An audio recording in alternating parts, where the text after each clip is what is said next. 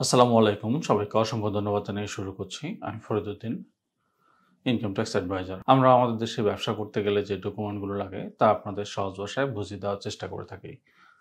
তো এরই ধারাবাহিকতায় আজকে আমরা যে টপিকসটা নিয়ে আলাপ করব তা হচ্ছে বিজনেস ডকুমেন্ট আপডেট। তা এটা নিয়ে হচ্ছে যেহেতু অর্থবছর শেষ হয়ে যাচ্ছে, আমরা ওভারঅল সব ডকুমেন্টই আপডেটের সময় সম্পর্কে আপনাদের একটা ধারণা দেওয়ার চেষ্টা করব।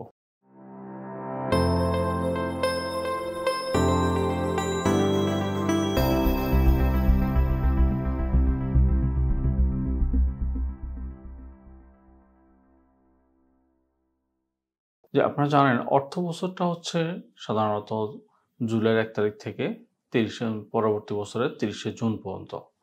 তো যখন আমরা এই মুহূর্তে ভিডিওটা রেকর্ড করতেছি এটা হচ্ছে আজকে জুনের ৩০ তারিখ।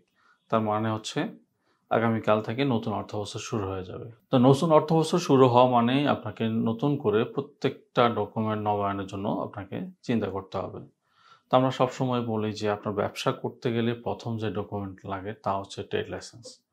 ট্রেড লাইসেন্সটা সাধারণত নবায়নের সময়টা থাকে হচ্ছে জুলাই থেকে সেপ্টেম্বর, সাধারণত ৩ মাস, জুলাই, আগস্ট, সেপ্টেম্বর, ৩০ তারিখ, এই ৩ মাস মধ্যে আপনাকে নবায়ন করতে হয়।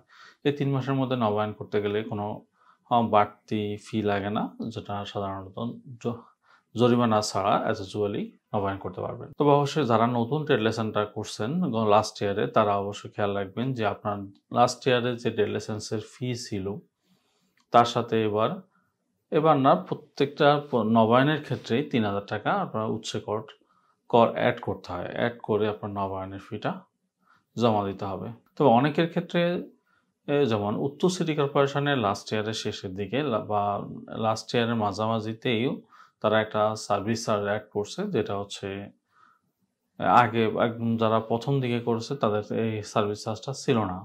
তো তাদের নবায়নের ক্ষেত্রেও এই চার্জটা অ্যাড হবে। এটা অবশ্যই খেয়াল রাখবেন। আর আপনাকে সেপ্টেম্বর ৩০ তারিখের মধ্যে নবায়ন করলে কোনো বাড়তি জরিমানা সারচার্জ লাগবে না। এর পরবর্তী যদি আপনি নবায়ন করতে চান তাহলে অবশ্যই আপনাকে 10% পার মান্থ 10% হারে নবায়ন ফি দিতে হবে। প্লাস নবায়ন ফির উপরও মানে পার মান্থ 10% হারে সারচার্জ দিতে হবে এবং সারচার্জের উপরে 15% ভ্যাটও প্রযোজ্য হবে। তাহলে আপনার ফিটা ক্যালকুলেশন করবেন এভাবে: মূল ফি, সাইনবোর্ড ফি, এটা যোগ করে এটার উপরে 15% ভ্যাট প্লাস হচ্ছে ৳৩,০০০ উৎসে কর এবং অনলাইনে ফি জমা দেওয়ার জন্য একটা ৳৫০ মতো একটা অনলাইন চার্জ। সব মিলে আপনার ট্রেড লাইসেন্সের ফিটি নির্ধারিত হবে। এটা সাধারণত আপনার এই যেকোনো ডাচ বাংলার এজেন্ট ব্যাংকিংয়ের মাধ্যমে পরিশোধ করতে হবে বা পরিশোধ করতে পারবেন। এরপরে আপনার নিকটস্থ সিটি কর্পোরেশন অফিসে গেলে এটা আপনার হালনাগাদকৃত ট্রেড লাইসেন্সটি কালেক্ট করতে পারবেন।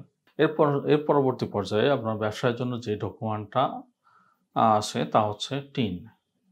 যাদের টিন আছে তাদের অবশ্যই রিটার্ন দেওয়া ম্যান্ডেটরি। আর যারা রেগুলার টিন আছে, রিটার্ন দিয়ে থাকেন, তাদের জন্য তারা তো অবশ্যই জানেন যে আপনার রিটার্ন দেওয়ার সময়টা হচ্ছে সাধারণ ইউজুয়ালি আমরা রিটার্ন দেওয়ার সময় হচ্ছে জুলাই ১ তারিখ থেকে নভেম্বর ৩০ তারিখ, যেটাকে কর ডে হিসেবে উল্লেখ করা হয়।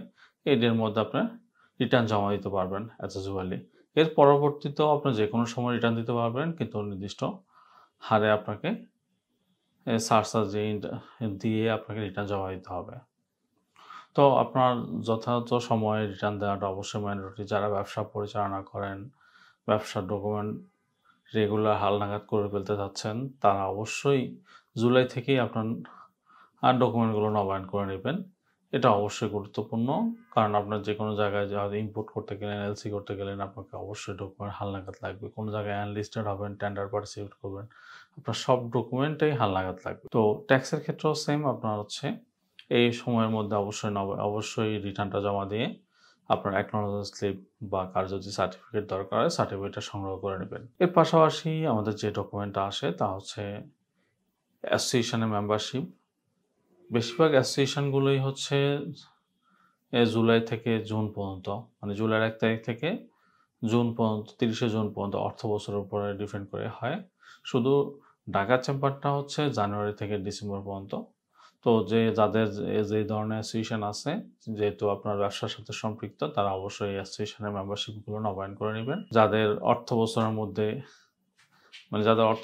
মধ্যে যে অ্যাসোসিয়েশনগুলো, তারা অবশ্যই, যেহেতু 30 তারিখ অর্থ বছর শেষ হয়ে যাচ্ছে, এরপরে অবশ্যই নবায়ন করে নেবেন। এর পাশাপাশি যে ডকুমেন্টটা আমরা অন্য একটা ভিডিওতে অবশ্যই আলাপ করছি, যে হচ্ছে আইআরসি, ইআরসি, যেটার লাস্ট একটা অর্ডারের এসিসিআই থেকে এটা অর্ডার ইস্যু করে যে আপনার মেয়াদ শেষ হওয়ার 60 দিন পূর্বে আপনাকে আবেদন করতে হবে।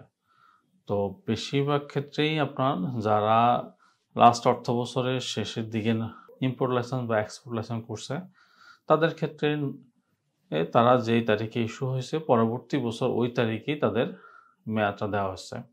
কিন্তু এর আগের প্রত্যেক আইআরসি এবং ইআরসির ক্ষেত্রেই আপনার অর্থ বছরের উপরে ডিপেন্ড করে মেয়াদটা ছিল। তো অর্থ বছরের উপর মেয়াদ ডিপেন্ড করে মেয়াদটা ছিল, মানে আপনার 30শে জুন আপনার প্রত্যেকটা আইআরসি এবং ইআরসির মেয়াদ শেষ হয়ে গেছে। তাহলে আপনাকে, যেহেতু 30শে জুন পর্যন্ত শেষ হয়ে যাবে, তো এর 60 দিন আগে আপনাকে আবেদন করতে হবে।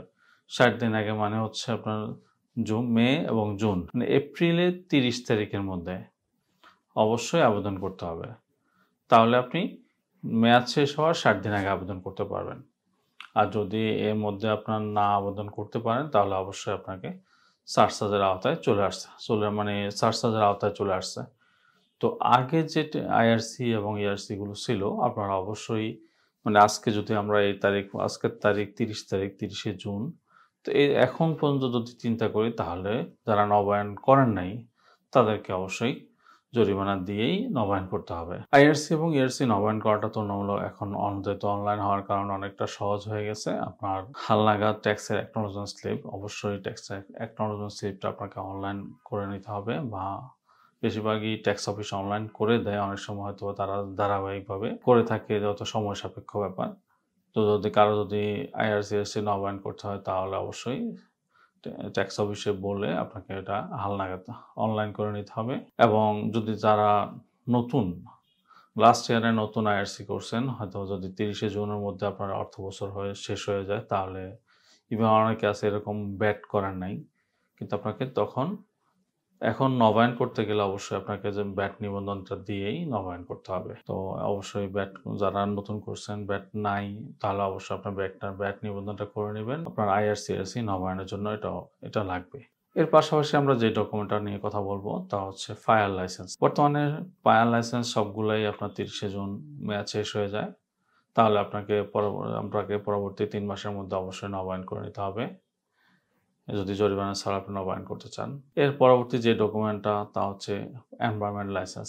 আপনারা জানেন এনভায়রনমেন্ট লাইসেন্সটি তুলনামূলক একটা মানে করাটা একটু প্রসেসিংয়ের ব্যাপার, কিন্তু আপনার এটার একটা সুবিধা হচ্ছে, যেটা এরা অনেক আগে থেকেই ফলো করে, যে আপনার যেই তারিখে ইস্যু হয় পরবর্তী অর্থ বছরে, মানে ওই সেম আপনাকে 1 বছর পর্যন্ত মেয়াদ দেওয়া হয়, যেটা এখন আইআরসি এবং এআরসি বা সিসিআই দিয়ে থাকে।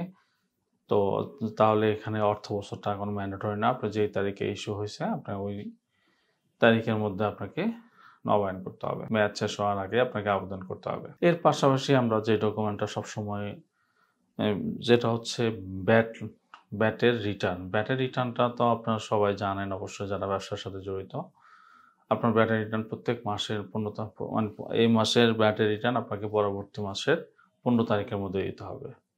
15 তারিখের পরে, যদি 15 তারিখটা যদি শুক্রবার হয় বা গভর্নমেন্ট হলিডে হয়, তাহলে পরবর্তী ওপেনিং ডেতে আপনি দিতে পারবেন। এছাড়া গভর্নমেন্টের কোনো স্পেশাল অর্ডার ছাড়া আপনার ডেট পরিবর্তন হবে না। যেমন এই 19 তারিখ পর্যন্ত ডেটটা দেওয়া হয়েছে, মানে যেটা অনেকটা গভর্নমেন্ট বৃদ্ধি করছে, এরকম স্পেশাল অর্ডার ছাড়া আপনাকে 15 তারিখটাই রিটার্ন দেওয়ার লাস্ট ডেট হিসেবে পরিগণিত হবে। যদি রিটার্ন 15 তারিখের মধ্যে না দেন, আপনার লেট হয়ে গেলে আপনাকে লেট ফি দিয়ে 5,000 টাকা ফাইন দিয়ে আপনাকে রিটার্ন জমা দিতে হবে। তো আশা করি আমরা সংক্ষেপে একটা ভিডিওতে আপনাদের ডকুমেন্ট হালনাগাদের ব্যাপারে মোটামুটি একটা ধারণা দেওয়ার চেষ্টা করলাম। আপনারা অবশ্যই, যেহেতু নিজের ডকুমেন্ট আছে, তারা অবশ্যই নিজেরা নবায়ন করে নিতে পারেন, অথবা কোনো ডকুমেন্ট নবায়নের ক্ষেত্রে আমাদের হেল্প লাগলেও আমাদের সাথে কন্ট্যাক্ট করতে পারেন। আমাদের স্ক্রিনে দেওয়া আমাদের নাম্বারে কল করে আমাদের সাথে আমাদের সার্ভিস নিতে পারেন। বা আমাদের অফিসের অ্যাড্রেসেও আসতে পারে, এসে যোগাযোগ করতে পারেন। এছাড়াও যে কোনো ইনফরমেশনের জন্য কমেন্ট সেকশনে কমেন্টস করতে পারেন। আর আমরা যেহেতু বিজনেস ডকুমেন্ট নিয়ে আমাদের বিভিন্ন বিজনেস ডকুমেন্ট নিয়ে ইনফরমেশন দিয়ে থাকি, তো এই রিলেটেড প্রত্যেকটা বিজনেস ডকুমেন্টের উপরে আমাদের আলাদা আলাদা ভিডিও আছে আমাদের চ্যানেলে। তো আমাদের চ্যানেলটি সাবস্ক্রাইব করে সবসময়ের মতোই আমাদের সাথে থাকতে পারেন। দেখা হবে অন্য কোনো ভিডিওতে।